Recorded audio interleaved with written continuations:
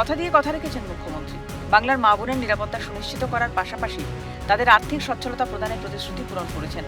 অন্নপূর্ণা যোজনার মাসিক ভাতা পেয়ে রাজ্যের বহু মহিলা নতুন করে নিজের পায়ে দাঁড়ানোর স্বপ্ন দেখেছেন। মহিলাদের উপহার দিয়েছেন সচ্ছল জীবন, দিয়েছেন আত্মনির্ভরতার শক্তি।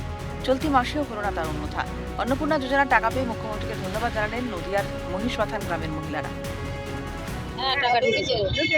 কি বলবেন মুখ্যমন্ত্রীকে? ধন্যবাদ জানাবো। হ্যাঁ পেয়েছি।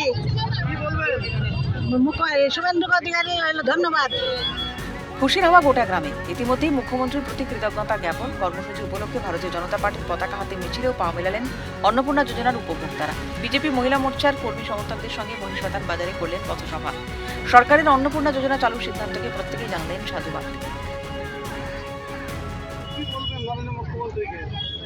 আমরা মাননীয় মুখ্যমন্ত্রী শুভেন্দু অধিকারীকে এইটাই বলবো, সে সাধু সাধু সাধু সাধুবাদ জানাই। প্রত্যেকে আমরা মুখ্যমন্ত্রীকে কুর্নিশ জানাই, সাধুবাদ জানাই।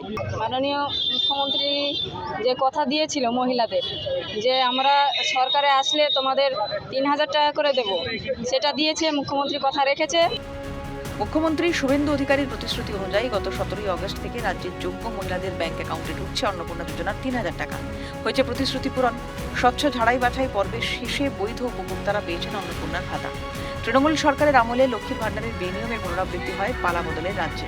আগামী দিনেও এই স্বচ্ছতা বজায় থাকবে। রাজ্যের মা বোনেদের হতে হবে না বঞ্চিত, প্রতিশ্রুতি মুখ্যমন্ত্রী।